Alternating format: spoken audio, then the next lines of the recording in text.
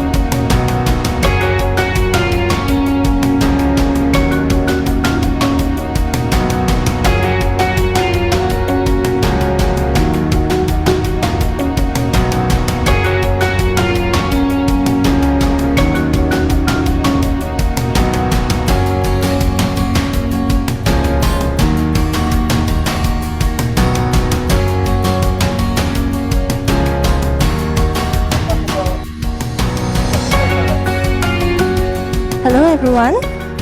Good afternoon and a warm welcome to the International Space Challenge 2022 Youth Dialogue. We're pleased to actually have a physical audience this year. It has been quite an interesting 2 years. So this is the first time the award ceremony and youth dialogue is returning with a physical audience, although much smaller, but we are still very happy to have all of you here. And for our virtual audience, we look forward to hopefully welcoming you here one day in the future. In the meantime, so let us kickstart this youth dialogue. We initially started the Youth Dialogue as a way to connect our youth with industry experts, engage them in active conversation, and empower all of you to take the next steps in your education journeys or careers. Before we begin, a gentle reminder to our in-person audience to please keep your mask on at all times and to stay in the seats allocated to you. We will have a refreshment break in between. During then, you are allowed to go to the washroom, but refreshments will be served at the table as well. As we hope for this to be an open conversation, we welcome all questions from our audience. If you are tuning in virtually, do type your questions into the pigeonhole function. And of course, for our physical audience, just raise your hands and shout them out when we open the floor for Q&A. With that, I would like to invite our panelists up onto the front. First, we have Prof. Kim Chua, Assistant Professor and Director of Student Success for Embry-Riddle Aeronautical University, Asia. We have Mr. Ramana Sabapathy, Senior Satellite Engineer for ST Engineering and ex-ISC participant. And Ms. Faith Teng, Business Associate at Singapore Space and Technology Limited, also an ex-ISC participant.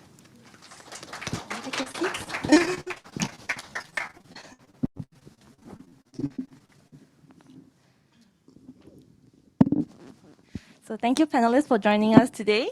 To start things off, I think we will just keep it simple. Maybe we can go around and have each of you share a little bit about who you are, more than what I have shared already, and as well as why did you choose space? Cool. So maybe I'll start. Hi, everyone. My name is Ramana. You can call me Ram for short. As Jillian has very nicely introduced me, I am currently a senior satellite engineer at ST Engineering Satellite Systems. It's a firm that manufactures satellites and designs missions. And I took part in the previous year's edition of the International Space Challenge, in which we were tasked to design a moon rover. And prior to that, I come from an engineering background. I studied at Imperial College London, doing aeronautics with spacecraft engineering, and I just graduated last year. I think very quickly, why space? Ever since I was a child, I used to play a lot with Legos.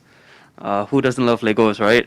And I also used to, watch quite a bit of TV and, look at all these flying airplanes and rockets, and I used to be very excited by things like that.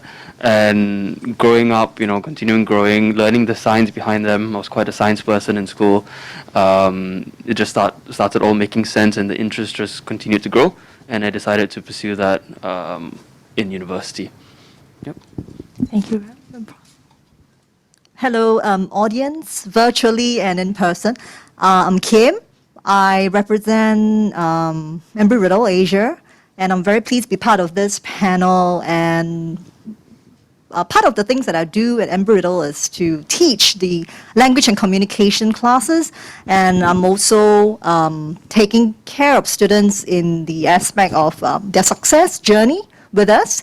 That means seeing through their promotion, their retention, their graduation, looking into things like retention, graduation, and promotion rates. I also am a big fan of science-fi movies, and I can say for most of you here, I think that we are geeks at the core of our hearts and our souls, and I must say that I'm not trained as an engineer, but I work with engineers on a daily basis in terms of educating them, inspiring them to stay on the journey, and also hopefully getting out there to make valuable contributions in the field. That's it. Thank you.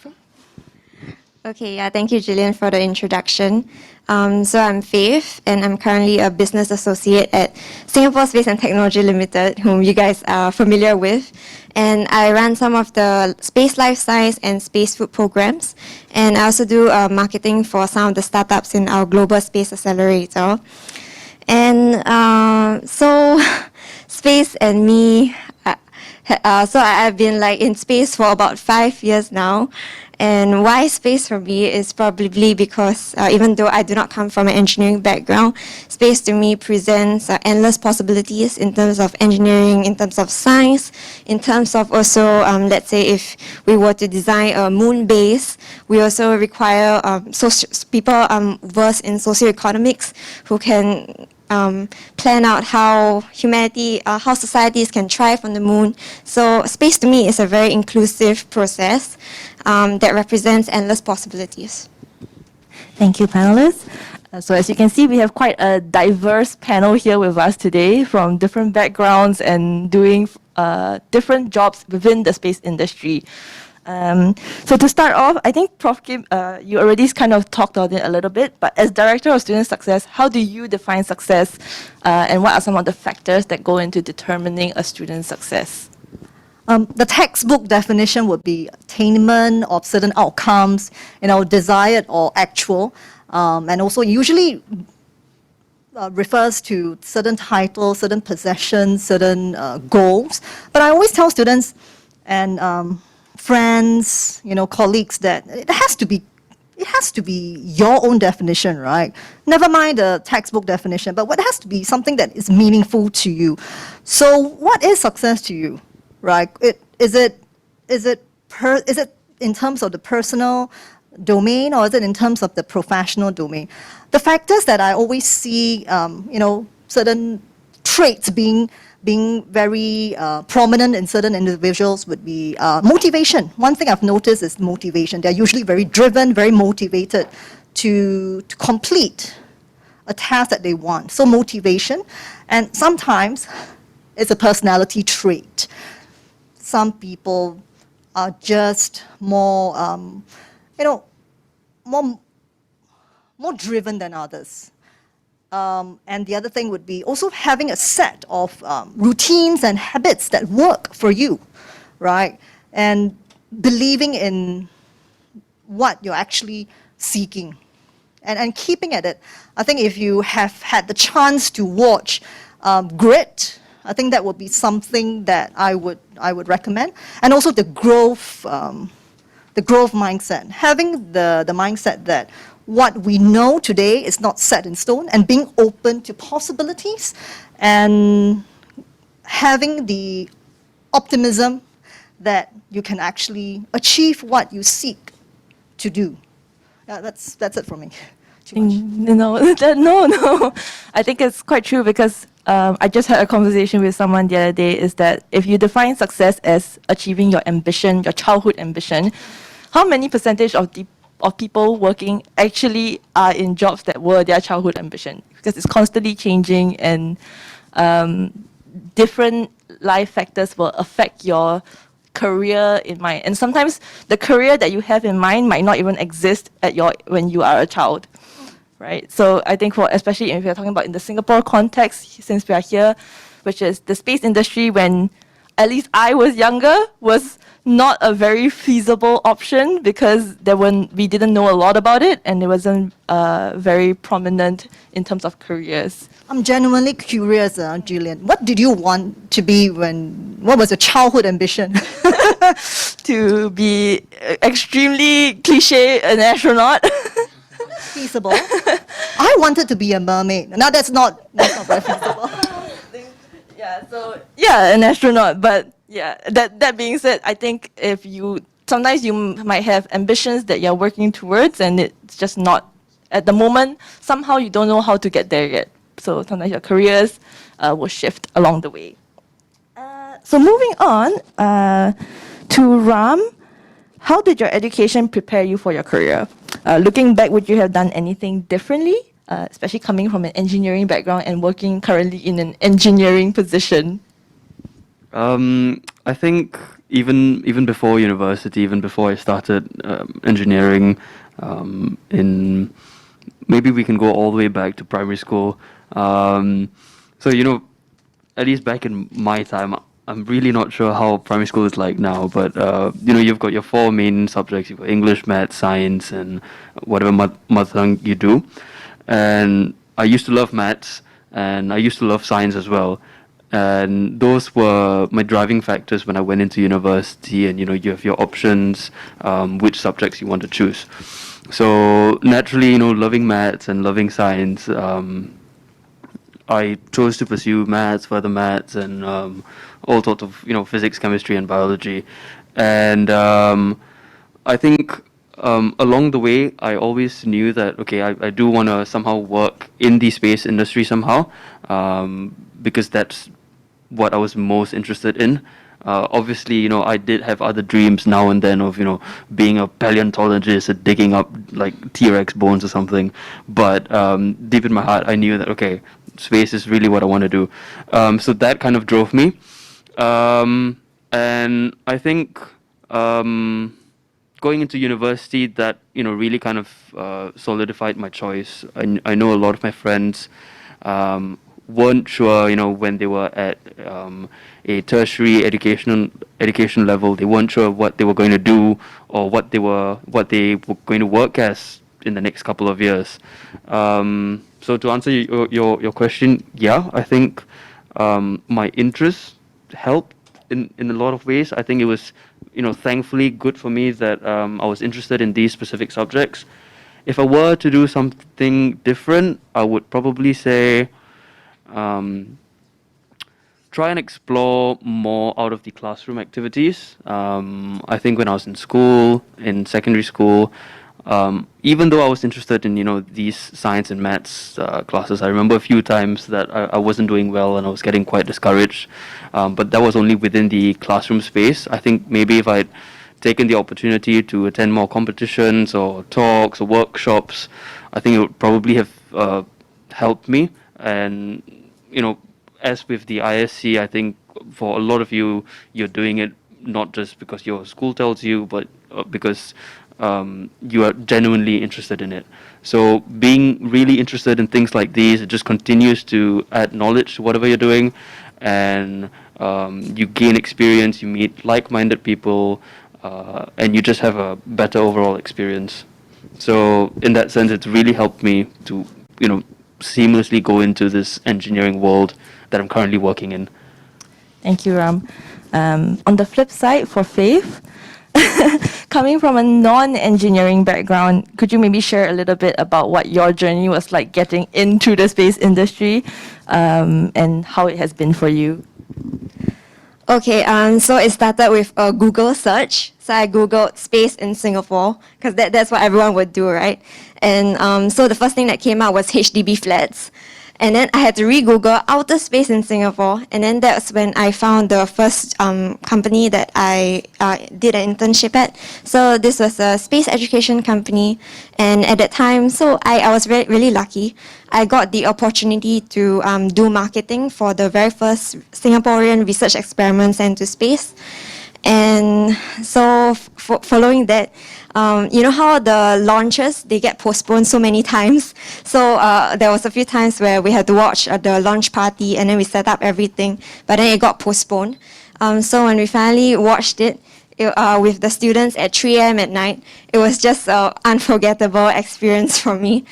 And it was also on board the very first relaunch, first successful relaunch of a recycled Dragon capsule. So when I watched it at night, it was like, wow, technology can really change a lot of things, reduce the cost, and maybe even boost space exploration. Yeah, so from there, I kind of made up my mind that this is what I wanted to do, regardless of whether I'm from an emerging space nation or not. And yeah, so my communications background never deterred me in the sense, because I think you can always watch a Udemy course, you can always watch a YouTube video, especially if you are participating in the ISC. You can just learn from your team members, you can learn from the internet, essentially. And yeah, and then also in space, obviously like any other businesses, you also need people who can whittle down technical information. You need people who can get your press release into the media. You need people who understand the space supply chain. So there's room for people from the non-communications background. And in fact, they are essential to the organization's health. Yeah, even what Gillian does with program coordination and sparking the interest of youth. Yeah, so Yeah, I hope that answers the question. Yeah, so I actually resonate with Faith's answer quite a lot because I think we came from quite similar non-engineering, very humanities-heavy backgrounds, and somehow found ourselves here. And I like what you mentioned about that moment in your that moment where you experience a little bit of space, and then suddenly you were like sold. And I think space has that ability, that natural ability to just capture everyone's imagination and their idealism in a way. So since we have both ex-ISC participants here, two ex-ISC participants here, just to share, what has your experience been like in the industry since you've entered it? Were there anything that maybe you weren't expecting, even from someone who came from an engineering background, or maybe what has just kind of resonated with you the most since starting work?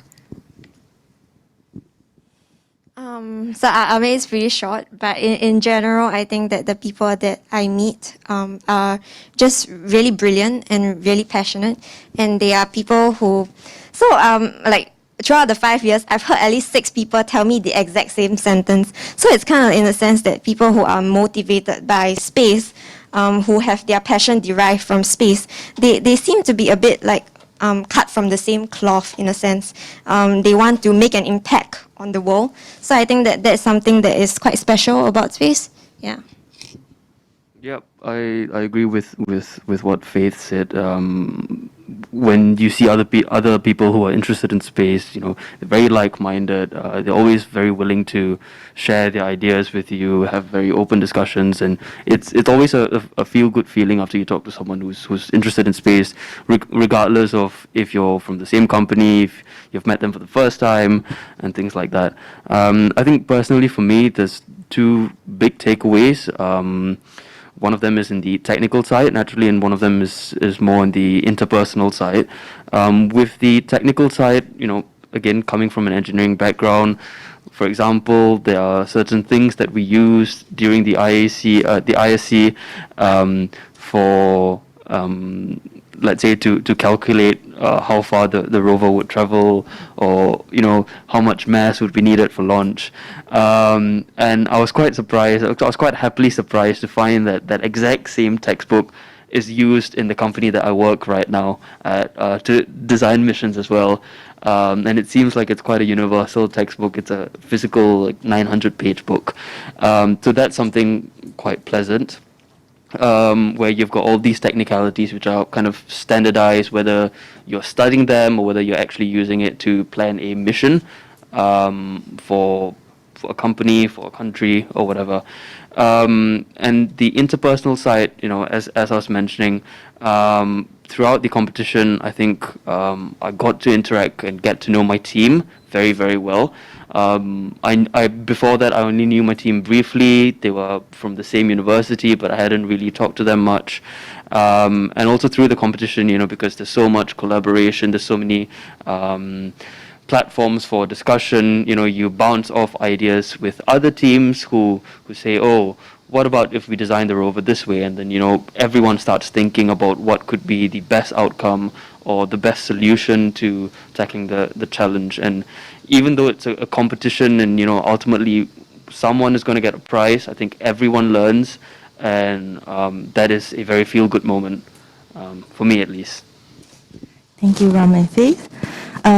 So going back to Prof. Kim, so you've heard both our ex-ISC participants speaking about their experience moving from education to the workforce. As an educator yourself, what do you think that educators, industry experts, mentors can do to kind of aid our youth in better preparing them for the industry? I think before we can even prepare them for the industry, firstly, I think it's important for them to know what exists out there, right? What are the opportunities? What are the possibilities? Are they even aware of the possibilities and the opportunities that Faith mentioned, right? Because she had to Google search, right? So I was thinking, okay, and then the first thing that came up was the HDB, and I thought, okay, this is bizarre, right? So I think firstly, before we can prep them for the industry, firstly, get them to be aware of the opportunities so that they don't have to go through what Faith actually had to go through, right? And I think a platform like this, an event like this, is a fantastic opportunity to show the audience out there, these are real alumni, right? They actually went ahead to pursue what they set themselves up to do in the first place, right? Whether it's a childhood dream or whether it's random searching in the evening. But I think it's so important to tell them this is the opportunity. This is not just a possibility anymore. There are actual opportunities out there, employment opportunities, research opportunities out there. So I think Singaporeans being Singaporeans, they're very practical, very pragmatic. What's there out there for me? So that's one, getting them exposed to the possibilities and opportunities. The third would be outreach events like this, where they actually hear first-hand accounts from alumni. That's exposure. And I think my role would come in when they come to me for coaching and they ask me, do you think I'll thrive in an industry like this? That's when I'll usually direct them, and ask them to work on the skills that they would need to get an entry level or to get the entry into the industry. What are the skills you need to acquire? What are the degrees you need to attain? Who are the people you need to meet or network with? Have you been attending events like this? Have you been networking offline, online, on LinkedIn? Have you actually been reading up on the movers and shakers of the industry? Yeah, and having your own community of practice. I think that's important. Yeah. Thank you. So before we move, do you want to add something, Faith? I definitely resonate a lot with what you said, Prof. Kim. Yeah, because especially when you mentioned it, I had to Google. It was because I didn't know that such opportunities existed. Like I always read about science fiction and everything, but then you don't know that a country like Singapore would actually be doing something like that. So definitely, ISC is A wonderful platform. Yeah, a platform. Yeah. Yeah, that's right. I think, but while Faith Googled, I just kind of stumbled into it. I was very lucky where I just stumbled into the right people and somehow ended up here. So yes, I think what you mentioned about when you search for space and then it came out as HGB, a lot of times when we tell people, I tell people I know that I work in space, they say like storage space, co-working space. They don't associate it immediately with space, outer space, which is quite funny because that's the biggest space that we have. Right. So before we move on, maybe we have some questions either from our audience here. If you have any questions, I will also be, for our virtual attendees, I will be checking our pigeonhole to see if you have any questions for our the panelists. We do actually have one on Pigeonhole from Motaher. What does space industry basically look like what does space industry basically look like in person for someone who's applying to work there? I think, hold on, let me rephrase this. What does the space industry basically look for in a person who's applying to work in the space industry? That makes much more sense. I think so. I'm guessing this refers to skills that employment skills basically. Again, technical competency I think is very important.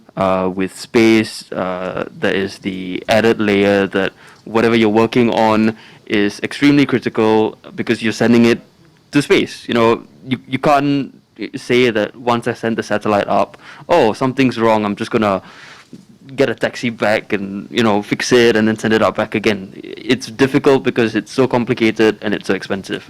So technical competency and actually being very knowledgeable, and very careful in the work that you do, I think is very important.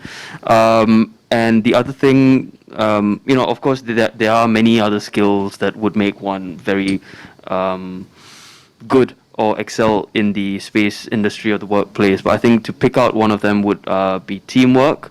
In an engineering firm or in the engineering part of the firm, rather, teamwork in a space company is key. So how certain teams work, for example, even in university, I used to be part of this thing called the Imperial College London rocketry team, and we were designing a rocket, to go to a certain altitude. And it's not like one person designs all parts of the rocket, because that's just very difficult and very time consuming. So you break the entire team into smaller sub teams, and each team, for example, one team designs the propulsion, one team's designs the structure. And why I say teamwork is that each sub team needs to communicate very effectively with the other people, especially when you're doing engineering. As you slowly grow and you do more projects at school, at JC level, for example, you'll realize that what you calculate may be slightly different from what another person calculates, and so you need to work together so that the entire design is correct and it actually works.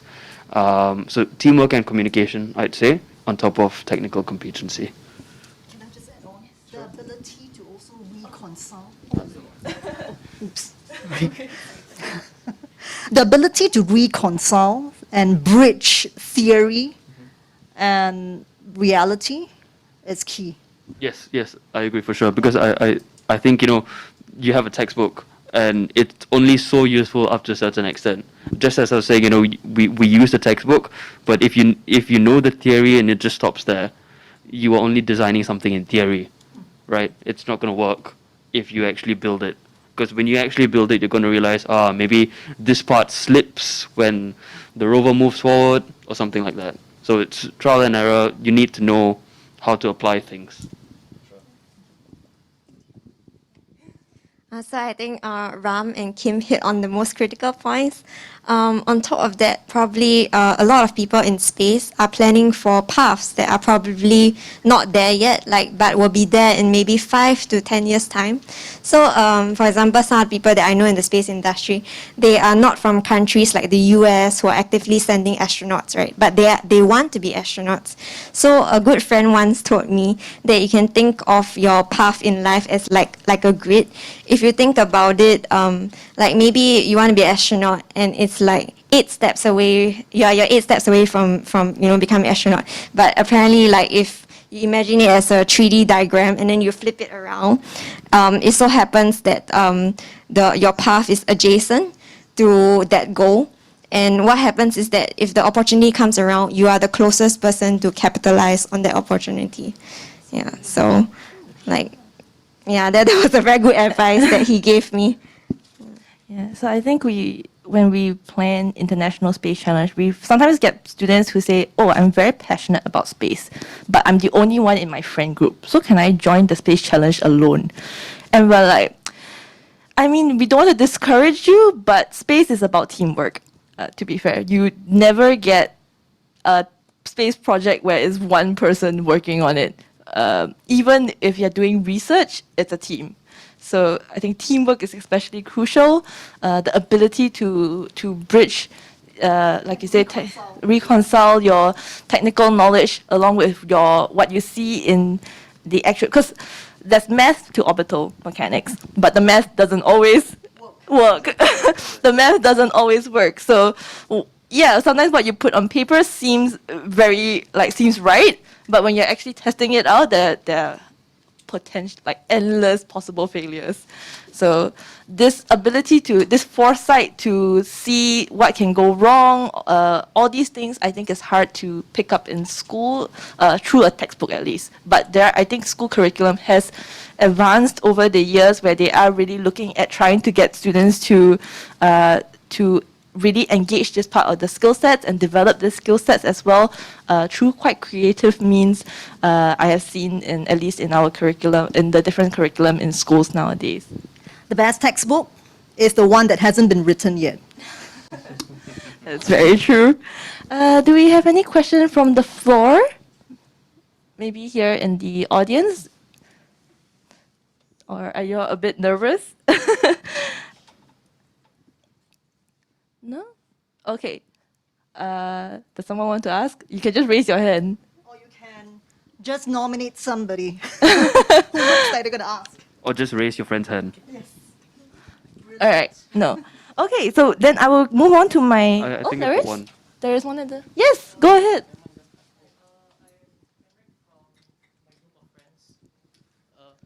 What do you think about the future of space education in Singapore?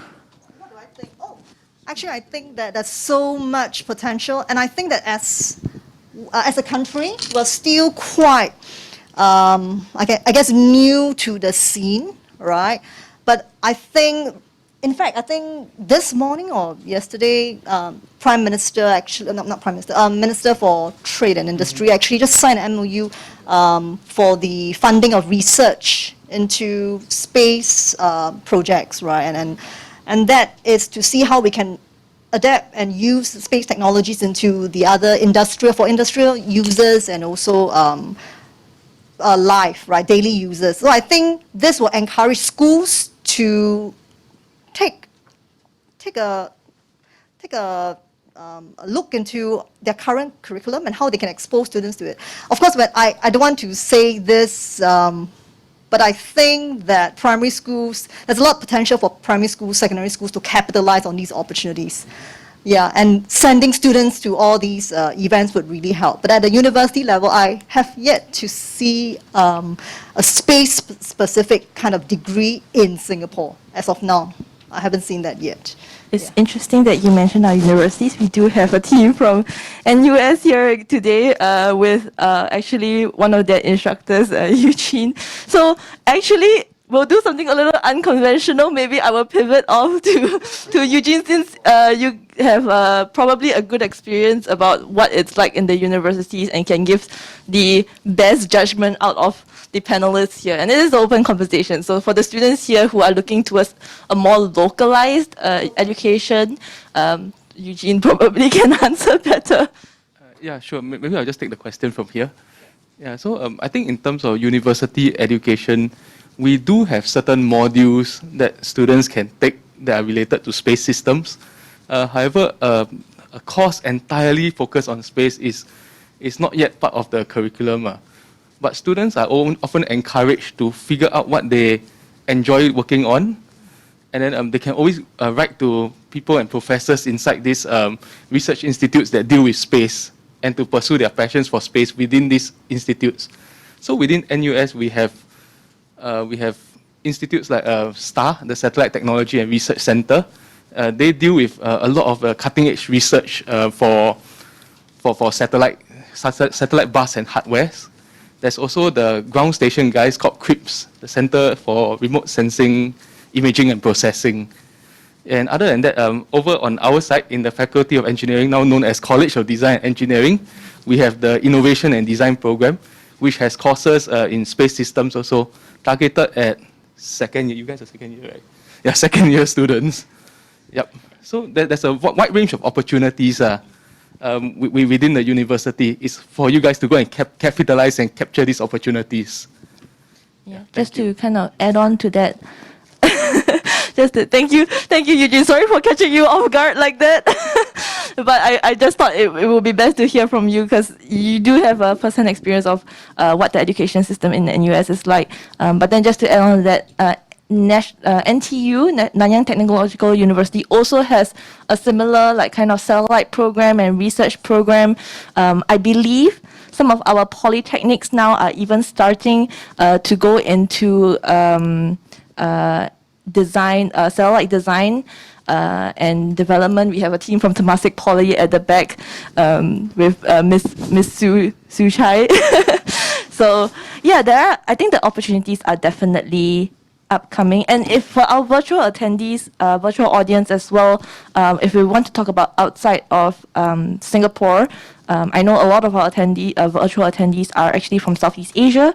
Embry-Riddle serves Southeast Asia here, even though it's based in Singapore, but it's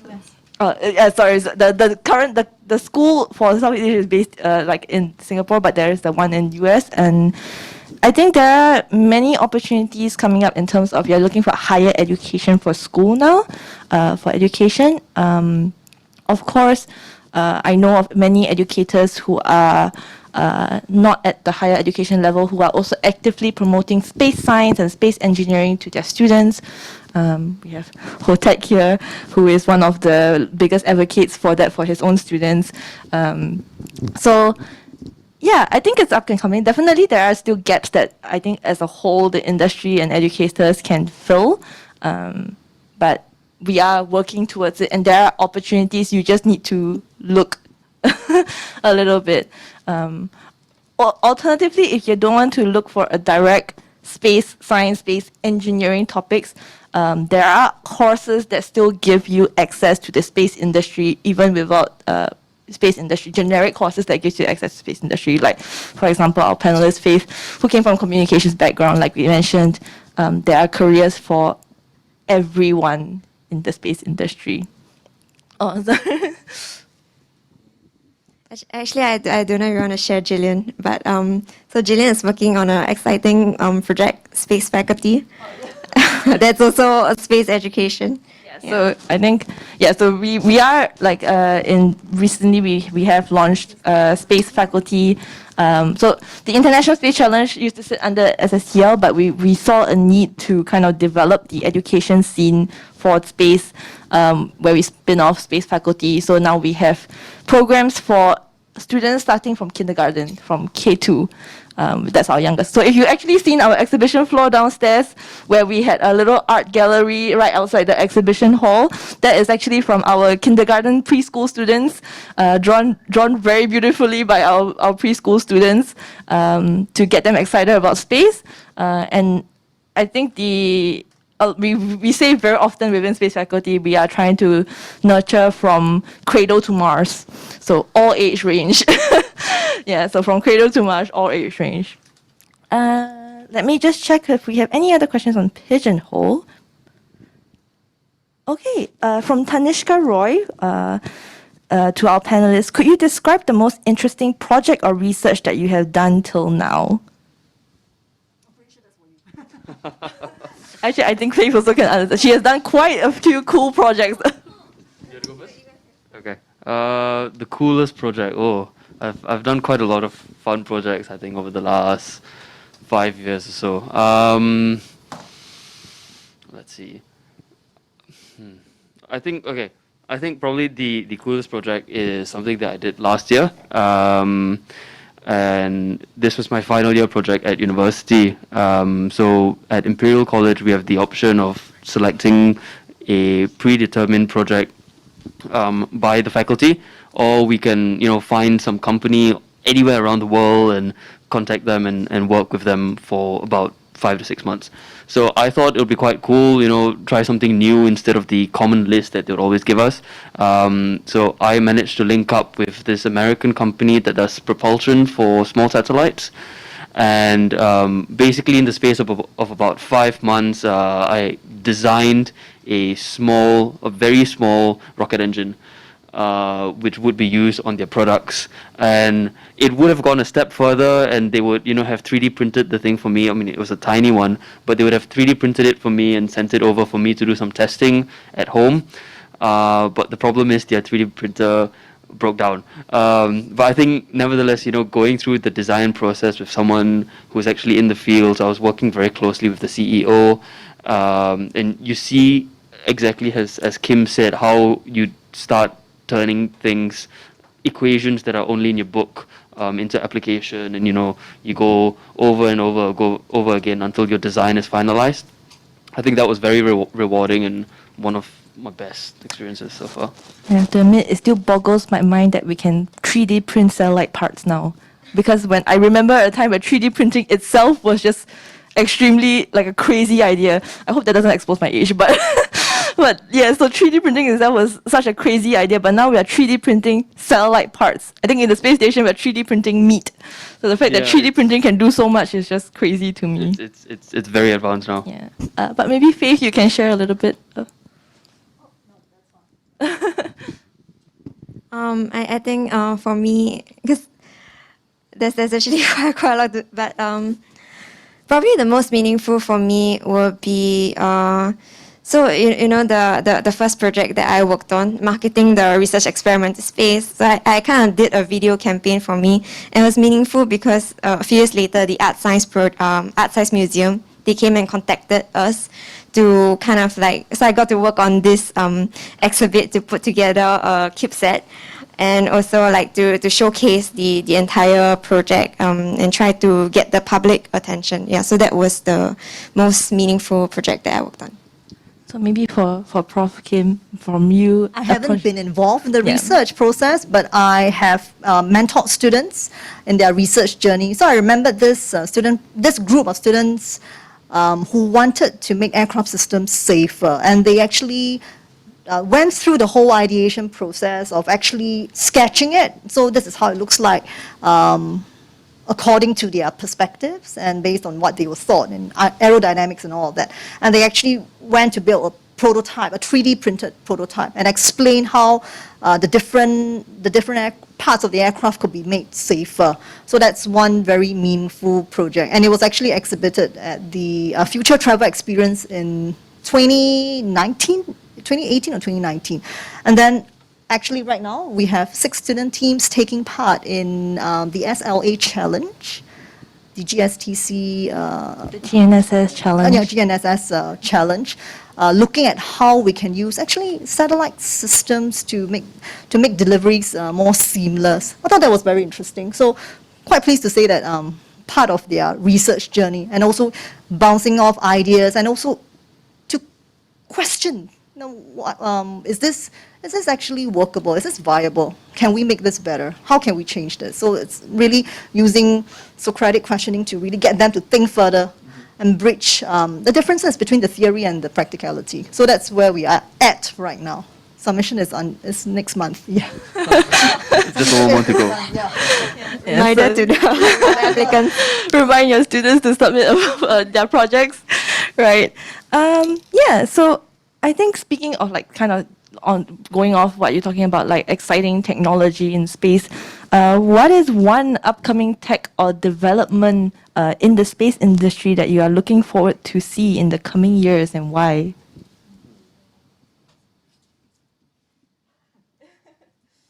I can go first. Maybe artificial gravity technologies, so that I wouldn't float around and my food wouldn't start flying around. Artificial gravity is very important, especially if we're talking about like sending colonies Yes. to Mars, where they have to spend a very long time traveling in space. I think all this is very important. So yeah, That's right. It blows my mind to see them to have to imagine to swim through and get to the other end of the room, right? So I thought, yeah, artificial gravity would be quite a cool technology to, especially when colonization is involved. Yeah. For me, it would be the development of the space life science industry. So about 30%, if I'm not wrong, of space life science research is spent on studying aging and how to sort of cure aging-related diseases and maybe, I think, reverse the aging process as well. So, like, let's say if you were to send something up, if you were to study human exercise in microgravity, could you potentially then, you know, because the muscles atrophy and all that, so could you then potentially create translatable applications for Earth to cure osteoporosis, for example, which is relevant to Singapore and relevant to the region in general. Yeah, so pretty exciting. Very interesting. I think for me, it'd probably be a very close tie between colonization on Moon or Mars, or exploration rather, and the other very up and coming field of on-orbit assembly and manufacturing. So this is like, you know, 3D printing, but then you do it in space so that you don't have to take up so much mass into space, and things are cheaper.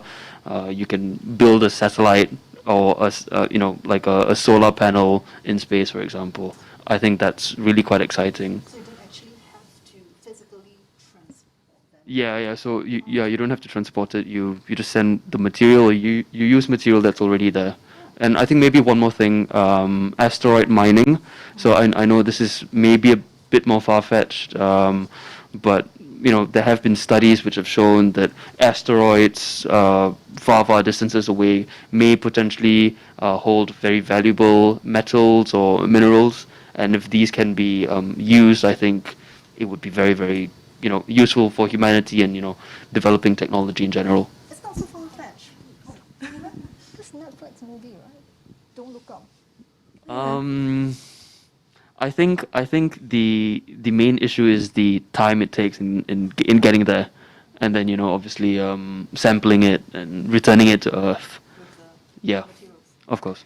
Just to kind of fill everyone in, we were talking, they were talking a little bit about like sci-fi movie, the recent Netflix release of Don't Look Up, if you have seen it on Netflix, which talked about a potential asteroid crashing into Earth, and then governments wanting to mine it for resources.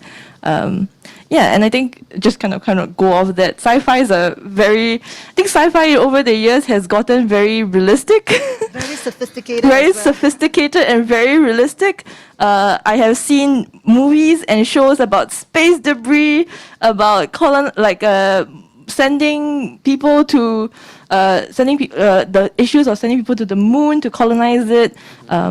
And these are all actual, like now being in the industry, I realize that the issues that they talk about are actual issues that we are facing in the industry, and it's quite interesting to see. It's an interesting perspective to have. Yeah. Counting on you to save us from the asteroids realm. Yes. Yeah, the only engineer on this panel right now. Try and build a satellite to stop it coming. Yes. Okay. I think we are coming to the end of our panel. I will. Do we have any questions from our floor for any final questions for our panelists before I jump in? Yeah, we have Miatno at the back. Actually, you can just shout out your question. I will repeat it so that or we will bring a mic to you. Oh, hold on. We'll bring a mic to you so that we can.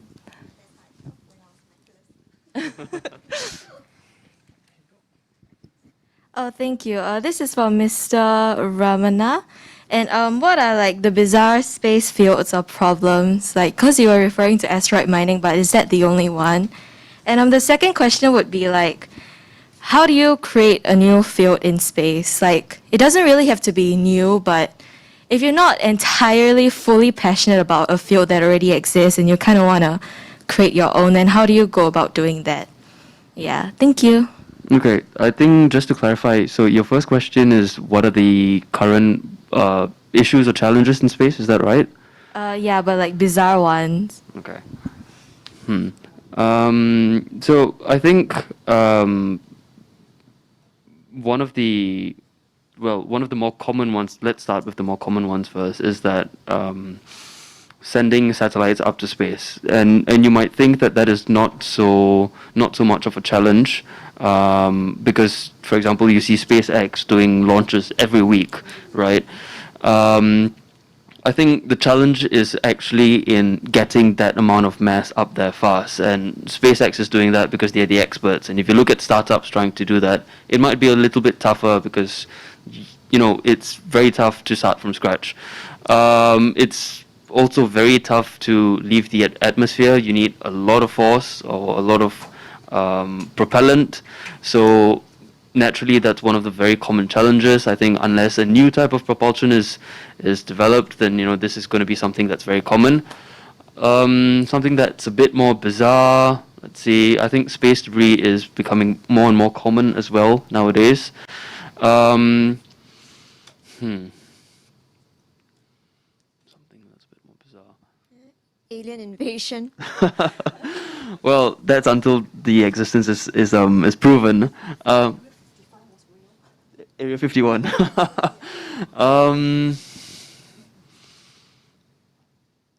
I think let's see.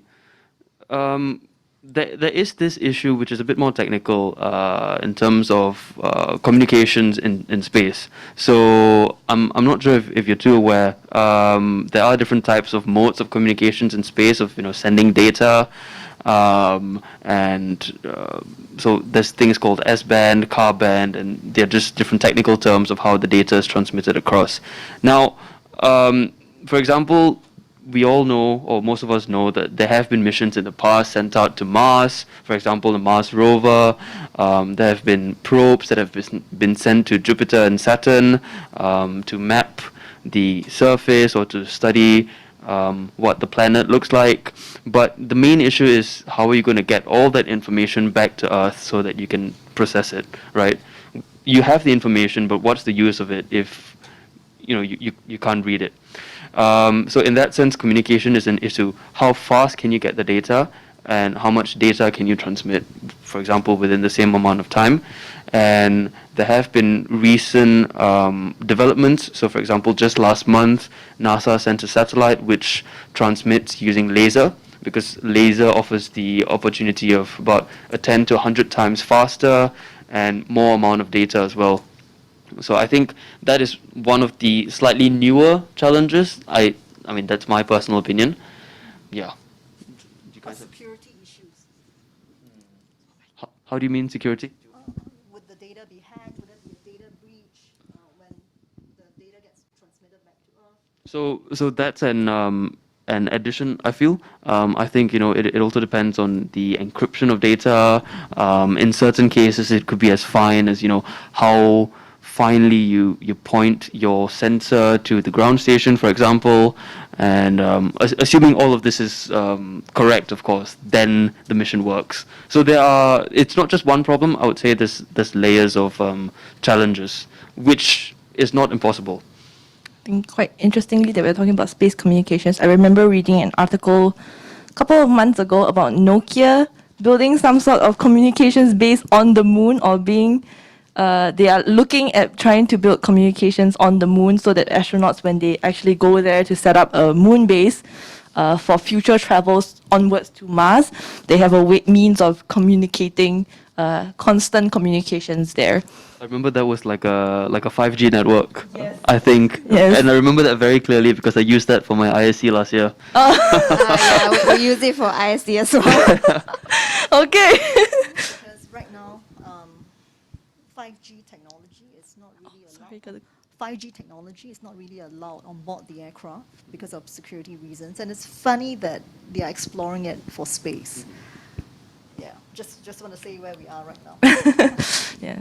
But I think with the progression of tech at the way it's going, it's more or less, I think, tech moves so fast, right? And sometimes our tech has to go to space before coming back to Earth, right? That's how we got a lot of our spin-off from space tech, like things like baby formula from astronaut food, for our memory foam mattresses from the seats that were in the initial rockets for astronauts. So sometimes we had to go slightly further out before we can find the solution for back here on Earth, which is I think actually this is actually something that a lot of people are doing, where they are going to space to find solutions for Earth, like on the International Space Station. I think some of our starter category teams here were challenged to design an experiment for the space station. So you would know that they are doing very interesting things there, such as growing meat on 3D printing meat to find solutions to our meat shortage issue here on Earth. Or trying to find a cure for cancer on the space station, like Faith mentioned, where it's life sciences, going to space before we coming back to Earth. So seems a bit crazy now, but actually when we think back on it, it's something that we are always doing. So thank you for that question. Just one more thing, because I don't think I answered her second part of the question. So I'm aware of time, so just to quickly answer, I think you were talking about how do we go about creating new fields within space, right?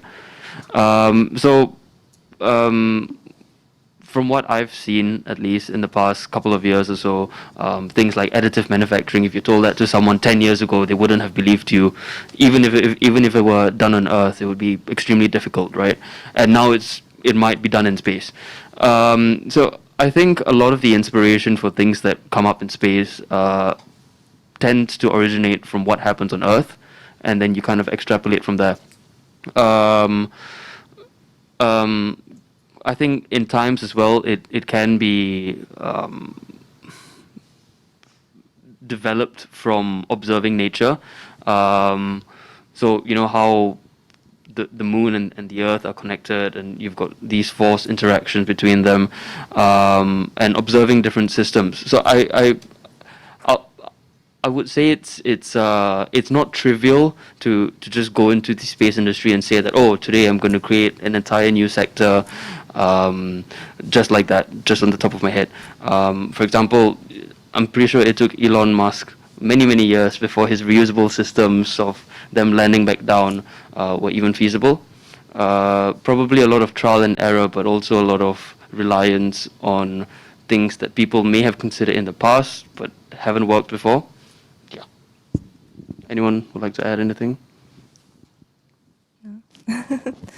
Okay, so I think Ron really hit on something very important, which is also understanding that maybe it emerged from a very human need, right, and a very existential problem that we have in the world today, and seeing how we can extrapolate that to space. But I think to be able to create a new field also requires courage and vision. Yeah, to go where no one has gone before. Very cliche, but very cheesy. I mean, the things are cliche because they resonate truly to some extent and become overused. But yes, so we'll just close off our session since we are almost out of time. Maybe we can go around to our panelists. If you could share one piece of advice, space industry related or not, with our youth, what would it be? It will probably be to create opportunities for others, because then you create a community of people around you who also create opportunities for you. Yep. I think to also understand that the work that we have right now, what we have achieved right now, we're standing on the shoulders of giants, aren't we? Mm-hmm. Right, and also understanding that we have to pay it forward, right, and allow what we create today to be really for the future of humanity. Yeah. Of course, and I think those are two very great points, providing opportunities for the future of tomorrow. I think in addition to that, we should, to advance tomorrow and to make sure there is a tomorrow, we need to make sure that we take those opportunities for ourselves. If you want to do something courageous, be bold. As the saying goes, you miss 100% of the shots that you don't take, right? So you won't know what's going to happen unless you try. And that's how we're going to advance. Thank you so much. I think we had a lot of interesting discussion points today. So once again, thank you to all our panelists for all the insights that they have shared today, and to our audience for the great questions virtually as well. I know an hour is hardly enough time to kind of cover everything, the questions that you guys want to ask, or maybe even half the questions you guys might have. So we do hope to have more conversations like this in the future, and hopefully we can get more opportunities to have events like this ongoing, bigger maybe. But we will now take a short 20-minute intermission break while we set up for the next segment of our program, the International Space Challenge 2022 Award Ceremony. For our virtual attendees, just stay on the platform, and we will continue on the same video link. For our physical attendees, you are free to go and take a washroom break. Refreshments will be served at the table, so do eat only at your table. So we do still have measures to adhere to. And yeah, we look forward to seeing all of you in 20 minutes. And I think a round of applause for our panelists for that great conversation. Thank you.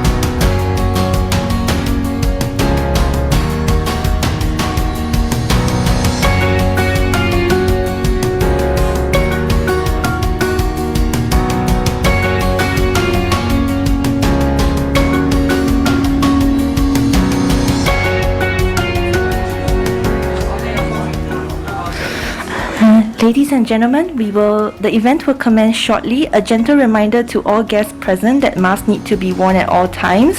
If you are still having your refreshments, feel free to finish up and then we will clear the tables. And do remain in your assigned seats during the event unless stated otherwise. Thank you so much.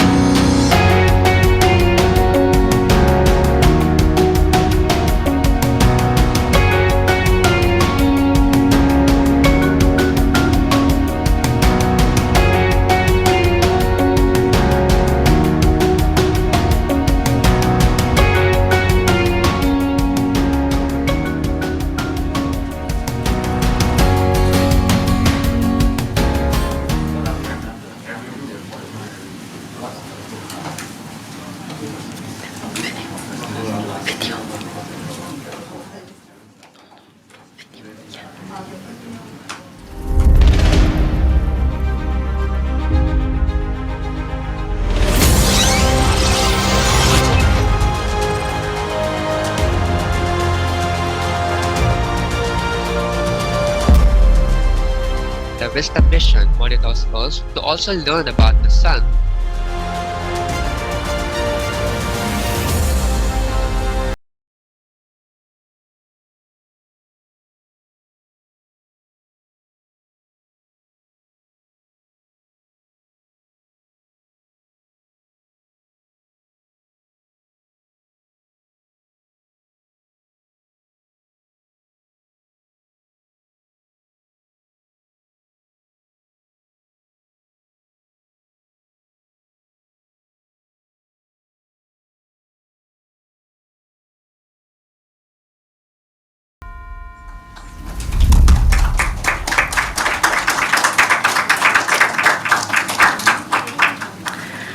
A very good afternoon to all and welcome to the International Space Challenge 2022 award ceremony. Whether you are joining us in person or virtually, we are thrilled to have you with us today. To kick things off, I would like to invite Ms. Lynette Tan, Chief Executive of Singapore Space and Technology Limited, to deliver the welcome address. Hi, students, mentors, experts, judges, and future judges. Thanks for coming to the International Space Challenge. That was already an arrow went that way. Okay.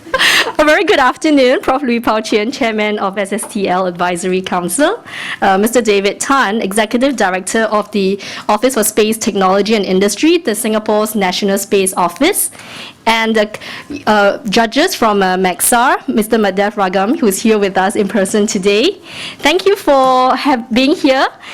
The International Space Challenge has gone through a very interesting evolution during the COVID period, where digital nomads, such as the future talent of the space industry, join us from all over the world globally to take part in this challenge.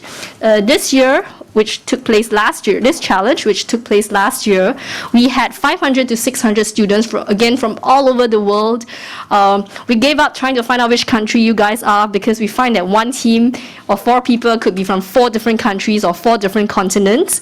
I think this is the amazing ability of the youth and talent to connect and for them to collectively seek knowledge and to collectively work on space challenges to make the world a better place for us. This is the 15th year running for the International Space Challenge. And of course, we have grown in strength and looking forward to more partners and strategic partners in future to help us to bring this to new heights.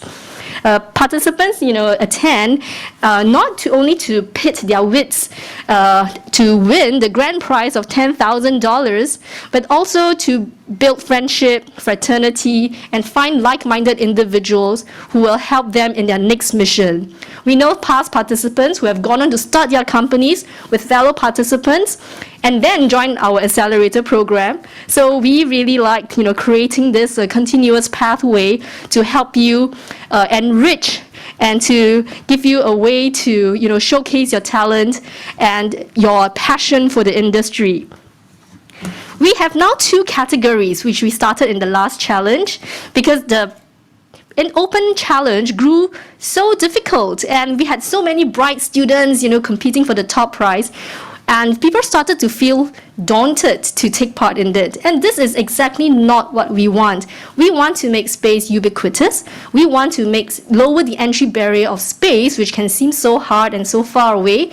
And therefore, we created a starter category for younger students, 15 to 18 years old, so that if you have never done it before, you are brave and you are encouraged to try to take your first step into the space industry, and that's the starter category. We're very heartened to see overwhelming response from the students, who designed posters.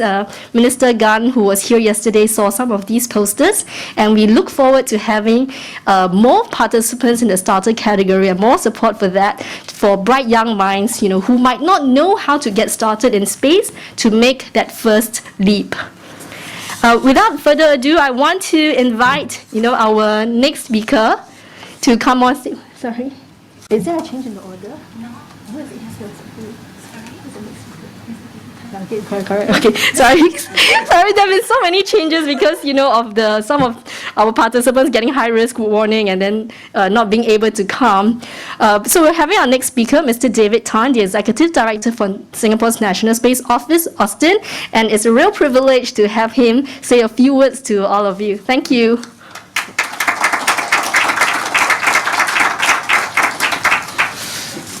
A very good afternoon to one and all. Prof. Louis, glad to have you here.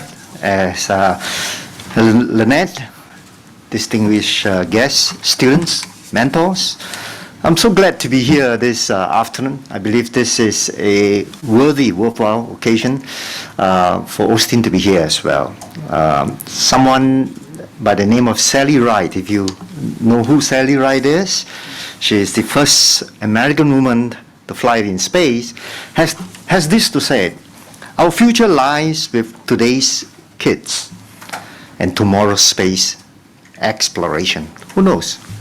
What you have just started on that journey of discovery, of learning, of doing, will eventually, one day, bring into exploration all the efforts that you have put into what you are learning. And I'm delighted here today at the International Space Challenge to award ceremony to witness this, to recognize and to celebrate with you, however small it is. It is important because it expresses the innovation spirit that is deep within you. The fact that you have lots of demand in school, and yet you were prepared to set aside time to get into the journey of learning in space speaks volume about the deep passion you have got. Special thanks also to our mentors. Without you, it would have been difficult. I can almost pick you out by the vintage of your face that you are among us, and you have given experts advice, doing so in a very patient manner, and then guiding and motivating the students to be able to look beyond what they are doing to discover the meaning and the applications of what they do. And I'm quite certain that journey along this will help you to discover more. I understand that there are at least 530 youth aged from 13 to 25 from 25 countries, amazing, that took part in this ISC 2022. It's heartening to see that you have put your heart into learning, and I hope that from that learning journey you will be able to get into doing, and from that doing you will discover what capacity you could bring to space. ISC served as a very useful platform from various discipline and education background to gain first-hand insights into what it is like to be part of the space sector. It is a growing sector, and we hope to be able to grow the talent right where you are, starting from who you are. The aim is to instill in our participants a crucial desire and inquisitive mind to be able to look at problem-solving skills, and then to encourage learning agility so that you can bring potential solutions through an outfit like this. You know, the challenge of these years focus on space weather. If you have been reading news, you would have realized SpaceX, out of 49 satellites, they lost 40 satellites because of space weather. Studies and research around space weather plays an important role to our national economy because we are so dependent on what we put out there in space. But solar storms can affect many of the things we put responsibly, no matter how technology has improved up there. So humankind, while dependent on all of these instruments that helps us to regulate our lives for everyday purposes, can be disrupted. And this includes disruption to telecoms, loss of GPS, surges in electric grids, and resulting in widespread blackouts and damages to its satellites. We oftentimes take for granted that the fact that you can open up your navigational tools and then get from point A to point B, from place to place. Imagine when you lost that navigation, you feel lost. When the weather is raining and the clouds are heavy, sometimes you don't get a connection. So we need to find solutions, and what better way than to start with young minds like you. I just want to also share my own little experience. I have 30 years of flying experience as a weapons system officer at the back of an aircraft. And I understood what it means to be able to know weather in advance. You know, to know weather, you must be aware where the weathers are building up. The tops of the weather, how widespread it is, and for how long, and where exactly it is. One day I was on a mission, flying at 26,000 feet, and we had thought that we knew the weather. We knew the weather forecast that was given to us.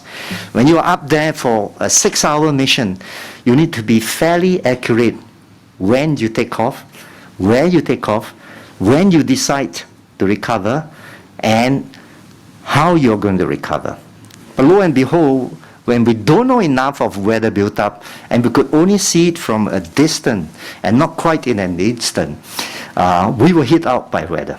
And so at 26,000 feet, I dropped 10,000 feet when the lightning struck the aircraft. The lightning strikes from the nose of the aircraft through the body, passes the wing, avoided the fuel that was on the wings, and we survived. But all the crew on board pop our ears and we declare Mayday and we return back. The point I'm trying to say is that if you are aware, you must have the capability to detect.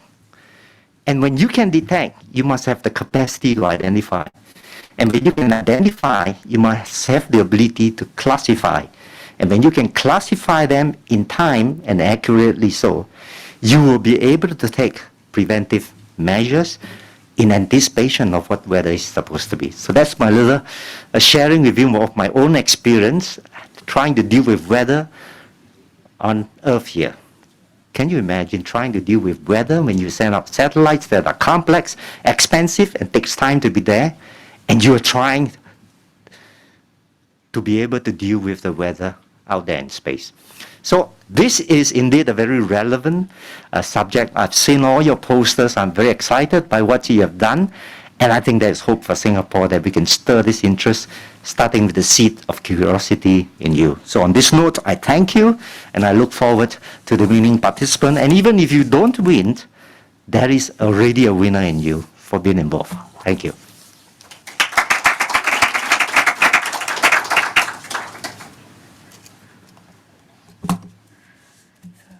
Thank you, Mr. Tan. Your words are sure to inspire our many students listening today. We will now move on to the segment all of you have been eagerly anticipating for the past month, the presentation of awards. And we will begin with our open category winners. I would like to first commend everyone for the effort that they have put into their projects. We saw many amazing and unique submissions this year, and it was a great challenge for the experts and judges to pick the winning teams. With that said, our first award is for the team who came up with the most novel idea for their spacecraft mission to study the effects of space weather. The most creative award goes to Team Malintala. Although Team Malintala is unable to physically be here with us today, thanks to technology, we are still able to celebrate the moment with them. May I invite Ms. Lynette up to receive the award on the team's behalf and take a photo.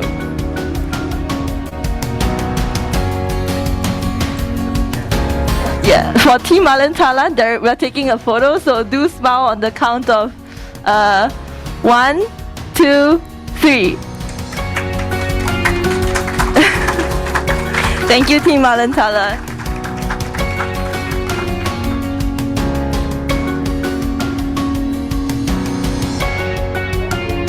So as you can tell, we have quite an interesting setup for, for the virtual physical hybrid winners today. Our next 3 awards will be for our Merit Awards.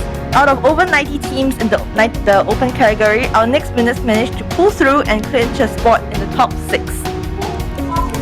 The first winner of the Merit Award is Team Cat 1. Team Cat 1 is actually present with us today, yes? So can I invite Team Cat 1 to come up to receive their award?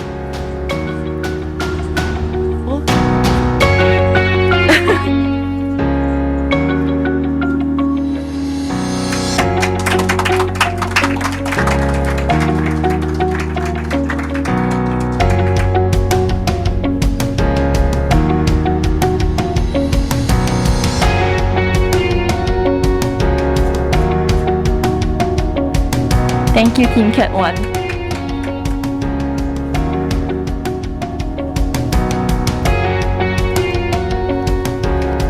So the next winner of our Merit Award goes to a virtual team, and that is Team Malintala.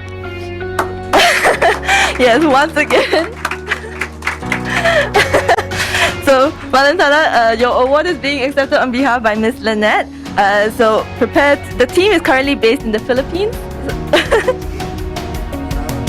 Thank you very much, Team Malintala, and congratulations.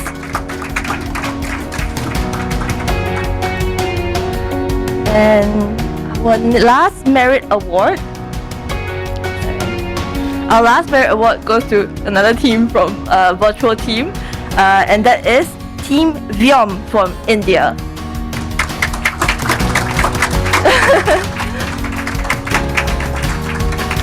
So Team Vyom, we are taking a photo in 3, 2, 1.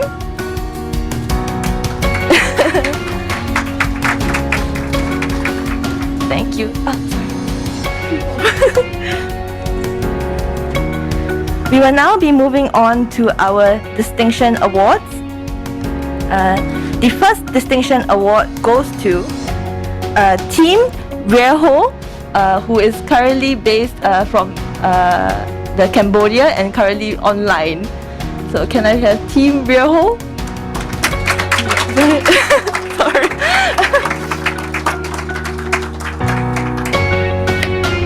Give us a moment.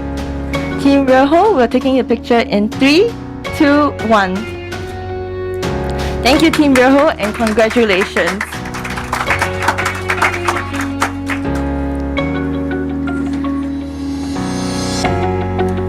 Our second distinction award goes to Team Van Halen's Belt. Team Van Halen's Belt is currently in the audience today, so I would like to invite them up onto stage to receive the award. Team Van Halen's Belt is from National University of Singapore.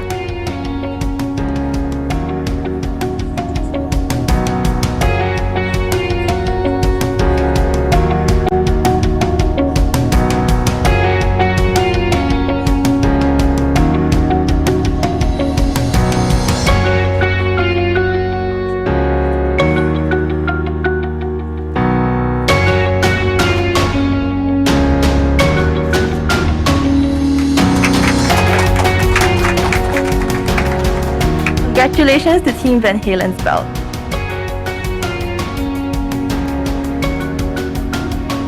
So, the last award to present in the open category is none other than our Grand Prize Award. The winners of this category submitted a fantastic proposal that balanced a unique design and strong technical accuracy and feasibility. The grand prize for the International Space Challenge 2022 goes to Team Vase. May I invite a representative?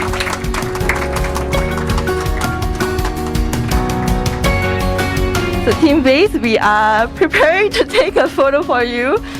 Just give us a moment. Yes, and the grand prize is our $10,000. All right. For Team Vase, we are taking a photo in 3, 2, 1. Thank you, Mr. Tan and Ms. Lynette.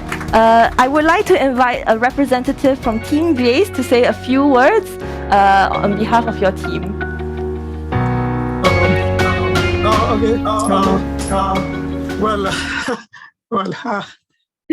This feels out of word already. Thank you to ISC for first of all organizing such an event. I think the part of learning was very important to us. And right now, like two of us are based on Japan, and one of my members from India, and another one is from Australia. And working with the time difference was quite difficult, but like having this coordination, and thanks to the expert panel sessions from ISC, it became rather comfortable to work with team, and despite the time difference, and make this project through. And special thanks to all my team members who put in all their heart and effort into this project. And I would also like to thank University of Tokyo for their courses which is based on satellite design, specifically Dr. Matt Epperson for their interesting lectures. And lastly, again, thank you, Singapore, for this event, and all the best. Thank you. Thank you, Team Vase. Before we proceed with the rest of the awards, we would like to showcase the amazing work done by Team Vase. So sit back and enjoy the video by Team Vase presentation of their Van Allen Surveyor and Explorer, or VASE for short. Hi, I'm Divyesh, and I will introduce the VASE satellite, or the Van Allen Surveyor and Explorer mission. The VASE satellite is a 500 kg satellite which would move in an orbit with an apogee of 13,000 km and a perigee of 600 km. The VASE satellite will study the inner edge of the outer Van Allen belt and help enhance the understanding of the natural shield-like behavior which relativistic particles cannot penetrate. In addition, the VASE satellite will demonstrate a novel active radiation shielding technology, which will also be used to demonstrate a solar sail-like propulsion method as a secondary objective. This project was done by a 4-member team with Siddhant Patra, Toko Hayamizu, Brody Hosen, and myself. We hope by the end of this presentation you get an insight of what this project is about. Now I would like to talk about the scientific payload of the VASE satellite. The M2P2, or the mini magnetospheric plasma propulsion, is a technology based on injection of plasma into a magnetic field, the operation being based on frozen-in theorem in plasma physics. It is similar to a solar cell in terms of application, but without the use of massive structures, with the entire process being electromagnetic here. The large-scale magnetic bubble intercepts the solar radiation pressure, which helps in propelling the spacecraft. The M2P2 can be repurposed to work as an active radiation shielding technology. Although, with application of superconducting magnets and large amount of electrical power, the M2P2's shield can protect against galactic cosmic rays. Our target here is to deflect solar wind particles and lower energy range of solar energetic particles. A spacecraft using only M2P2 for shielding will need a mini magnetosphere around the entire spacecraft for radiation shielding. For VASE, we are using 2 M2P2 units extended by a boom to demonstrate the technology, as the spacecraft is already heavily shielded by its thick structure. The EPD instrument suite comprises of 3 sensors: suprathermal electron proton sensor, suprathermal ion spectrograph, and energetic particle telescope. These have been designed to measure the composition, spectra, directional distributions, and time variations of energetic particles. The inner edge of the outer Van Allen belt is a region not very well understood yet. It might be possible that due to quiet solar cycles, as of now, the barrier is not penetrable by relativistic particles. Therefore, there is a need to study and understand to prepare for an event where during an active sun flare, this barrier could be penetrable. The EPD instrument suite is based on ESA-NASA Cooperative Solar Orbiter mission. The magnetospheric imaging instrument, MIMI, from the Cassini spacecraft will act as a redundant instrument suite to the EPD and will also be used to study the efficacy of M2P2. The MIMI has three main instruments: ion neutral camera, charge energy mass spectrometer, and low energy magnetospheric measurements system. My name is Toko Hayamizu, and I'm going to explain about primary subsystem. First, I'll talk about telemetry, tracking, and command system. We have selected S-band for our mission to achieve a connection with less interference from rain fading. This table shows the link margin we got, using these S-band antenna and transceiver we chosen. As you can see, we got enough link margin in all situations, downlink and uplink, and furthest transmission range and the closest transmission range. Primary subsystem also include attitude determination system and onboard computer. For attitude determination system, we have opted for a horizon sensor and several sun sensors. For onboard computer, we opted for a RORG onboard computer. Now, I'll present you the propulsion system of the WASTE satellite. As the challenge mandated a deorbit procedure, it was necessary to include a relevant spacecraft propulsion method. We decided to use LEROS 2B apogee motor for deorbiting the spacecraft. In addition, given the strong magnetic field of M2P2, we decided to rely completely on thrusters for a 3-axis control with 8 DST-12 thrusters, including redundant thrusters. The thrusters and the main engine use the same propellant, that is, the fuel is monomethyl hydrogen and the oxidizer is dinitrogen tetroxide. The deorbit procedure follows a simple non-Hammond transfer with a common apsel line. The details of this deorbit procedure, the calculations, have been mentioned in the report.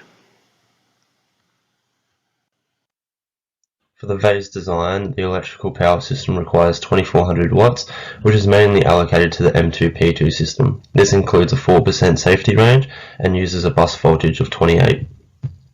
The solar cells that we've selected are the 03G30C cells, and they will be laid in a Spark Wing small sat design consisting of 13 in series and 86 in parallel configuration and totaling at 1118 cells.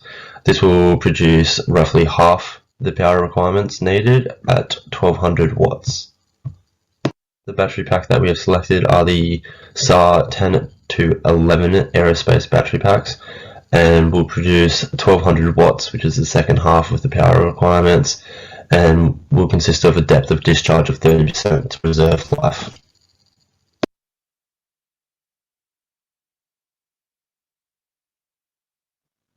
My name is Siddhant Patra.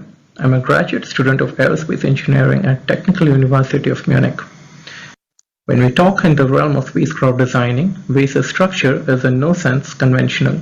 Its complexity comes from its demand to be protected from high amounts of radiation in the dense regions of the Van Allen belt. Extensive research allowed us to understand population densities, source types, and energies of radiation we were dealing with. Selected methods were chosen for setting up our structural constraints to meet passive shielding, and thus WASTE's structure was designed parametrically. WASTE has a really efficient and lightweight structural mainframe, though WASTE's radiation shields are about ½ inch to 1 inch thick at parts. It's made of blended layers of aluminum, titanium, and tantalum. We call this a modified form of braided Z shielding. With intricate partitions of lump homogeneous materials and sandwich structures, This kind of manipulation saves us mass and benefits from the gradual increase of material density that prevents any secondary radiation. Our mission uses complex instrument suites where each sensor demands its own specific environments. In an already harsh radiation environment, WASE's good framework of structural elements supports them in rightful skew positions and delicate holdings for tanks and components fixed far off the mainframe bus. Our spacecraft has telescopic booms helps place in the novel M2P2 system. Our tailored slew mechanisms make sure our solar arrays get the maximum power from the sun. WASE uses active and thermal systems. A fluid pump and a two-stage cryogenic cooler are our active components, whereas radiators, paints, and coatings are our passives. Our node-based analysis tells us the temperature range requirements. Our analytical model aimed at achieving thermal equilibrium for each of WASE's components. The financial evaluation of the WASE project is broken up into two sections, both driven by the weight of each subsystem we have on board. With the satellite of about 500 kilograms, we get a non-recurring cost of $98.3 million based on 2010 currency. This will account for the design, drafting, unit integration, assembly testing, ground support equipment, as well as any verifications that are needed. The recurring cost, which will consider the orbital operations and any launch costs, is estimated to be $51.59 million. This will get us a prototype of our satellite. If we wanted a proto flight, it requires a 30% extra cost on the non-recurring fees. Similar missions include the Van Allen probes, which cost $670 million in 2012 currency for 2 probes, both weighing at 750 kilos. The IBEX mission, also a NASA operation, cost $134 million in 2008 currency and weighted at 462 kilograms. Both these missions provide a good basis for what the WASE project expects financially. We hope you got an insight of our project.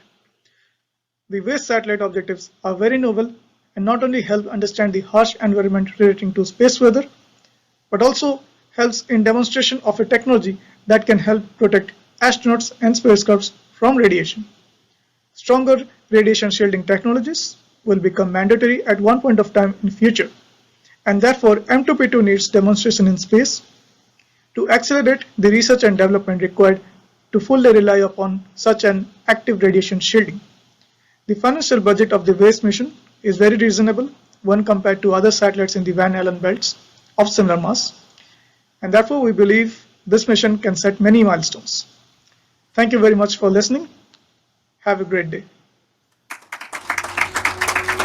Congratulations once again to Team WASE. Perhaps one day we will get to see the Van Allen Surveyor and Explorer in action. Now we have a very special category of awards. For this segment, I would like to invite Mr. Madhav Ragam, Vice President of Maxa Technologies and Judge for International Space Challenge 2022, up to present the next 2 awards.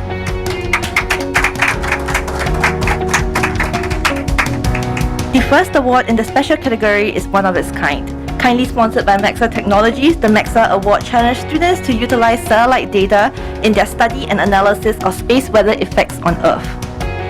The winner of the Maxa Award will receive a 1-year subscription to SecureWatch, a platform offered by Maxa Technologies.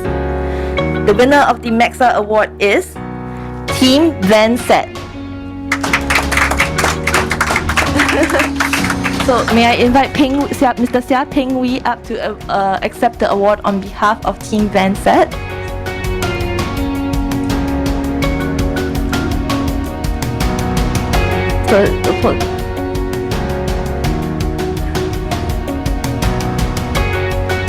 Okay, so for VanSat, we'll be taking a picture in 3, 2, 1. Thank you.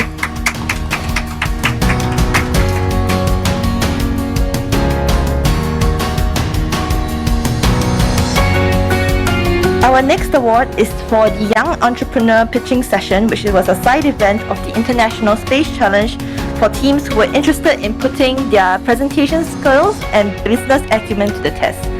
5 teams were selected to pitch their space business idea to a panel, upon which they were graded upon on a criteria such as business defensibility, market opportunities, and team dynamics. And what a dynamic session it was. The team walking away with the Young Entrepreneur Award is Team Cat 1 with their Relic Beacon. Team Cat 1 proposed the Relic Beacon, which is a cheap and accessible device designed to help rescuers more efficiently save lives.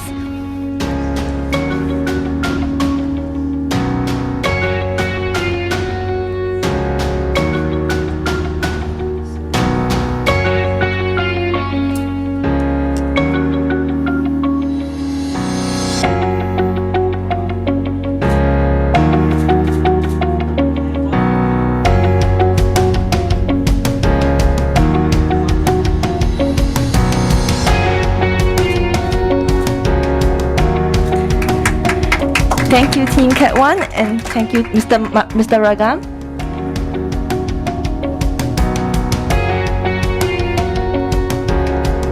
So as Ms. Lynette Tan mentioned earlier, this was a very exciting year for the International Space Challenge as we launched the starter category for students starting from 13 years old. These students proved to us that you are never too young to join the space industry and wowed us with their creativity and technical knowledge. I would like to invite Professor Lui Pao Chuan, Chairman to the Singapore Space and Technology Limited Advisory Council, up to present the awards to our starter category winners. For those here who are attending the event here at Sheraton Hotel, Sheraton Tower, Singapore, you would have seen some of our starter category posters showcased on level 2. Our first award goes to the Best Scientific Poster for the starter category.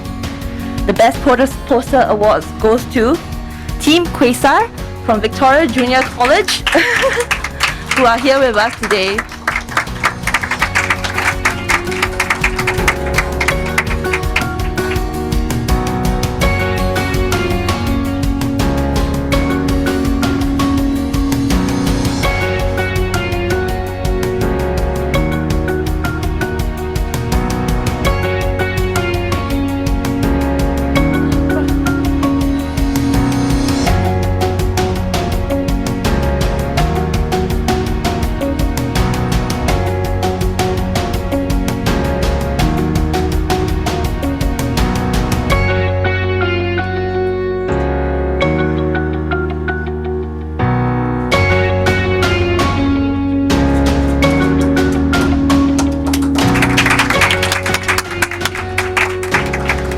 Team Quasar.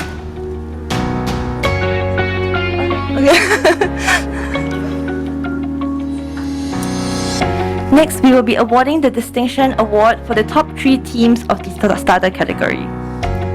In alphabetical order, the first recipient of the starter category Distinction Award is Team Ripple Chips. We have with us one of their members, Myat No, who will be accepting the award on behalf of the team. As the rest of the team, it will be all over the world. We have from Philippines and Australia.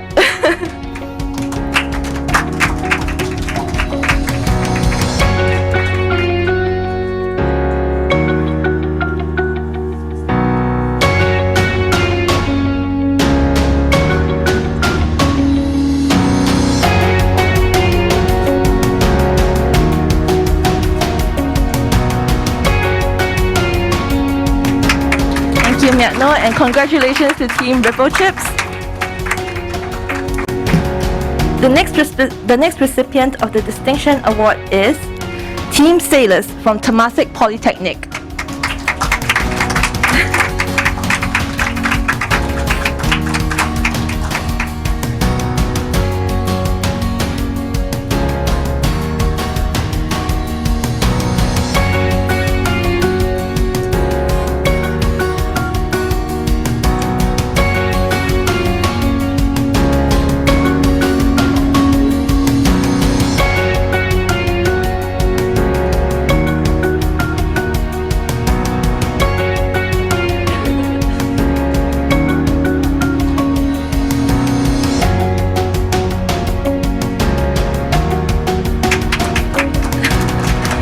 Thank you, Team Sailors.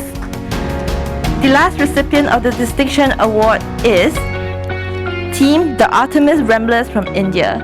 As they are online, I would like to invite Mr. Sia Peng Wee up to receive the award on their behalf.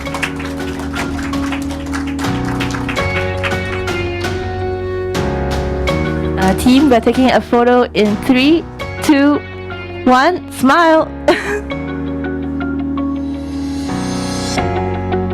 One more. Thank you, Artemis Ramblers.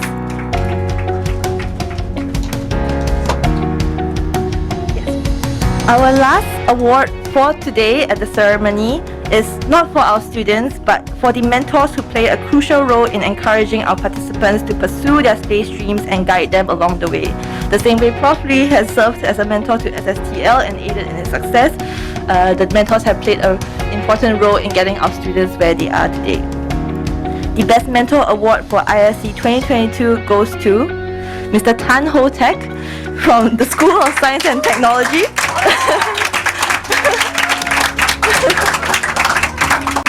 Mr. Tan Ho Tek has been a strong supporter of the Space Challenge for many years and is always finding new and unique opportunities to excite and motivate his students about space.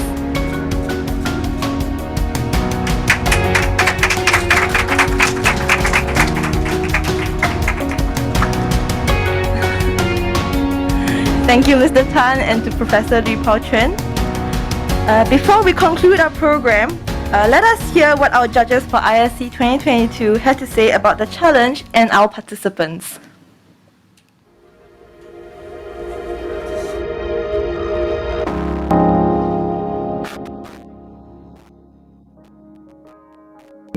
My name is Madhav Ragam. I actually lead Maxar's global public sector business outside of the USG.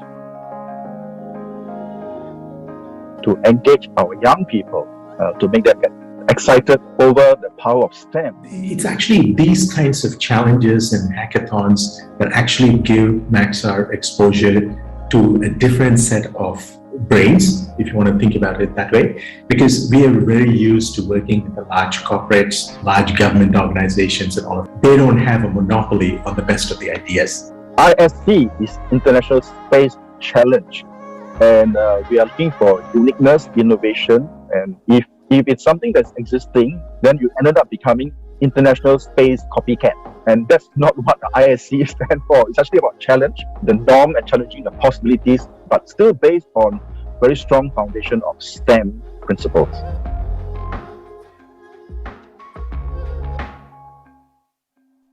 Oftentimes we tend to focus on the winners. I have been a loser at times in my career, and you tend to learn more. I would encourage all the participants to think with that broad mindset and look for what have we learned and what are the 3 takeaways that you could do differently. And with that kind of a positive mindset and a growth mindset, that is going to take you places no matter which organization and which kind of a circumstance you are put under. My advice to the young people is go for it, be daring, don't be afraid to fail. Don't be discouraged by people who laugh at you or what kind of silly solution to come out with. Silly ones turn out to be the not obvious one and turn out to be the one that actually win because nobody thought about it. So be bold, be courageous, and go forth. You have nothing to lose. Okay, you have nothing to lose as a participant. So go for it.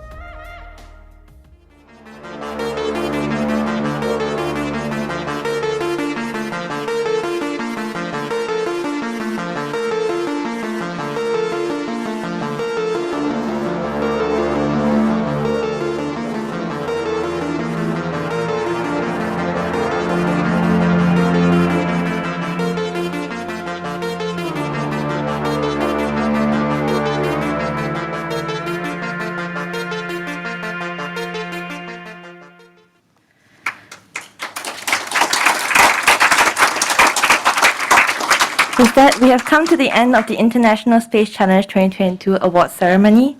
I would like to thank Mr. David Tan, Prof. Lee Pao Chuan, our judges Mr. Chong Chi Hu, Dr. Lim Teck Meng, Mr. Madhav Ragam, and Mr. Sia Peng Wee, and our industry experts for all the work and support they have shown for the International Space Challenge. Not forgetting our sponsors and supporting organizations, the Center for Quantum Technologies, DSO National Laboratories, Maxar Technologies, National Youth Council, and the Office for Space Technology and Industry Singapore. On behalf of the Singapore Space and Technology Limited and Space Faculty Private Limited, our heartiest congratulations to all our participants and winners. We hope this experience has been a fruitful one for you, and we look forward to seeing you all at ISC 2023. Registrations will be opening soon, so do keep a lookout for it. And so thank you everyone, and I wish you a good evening.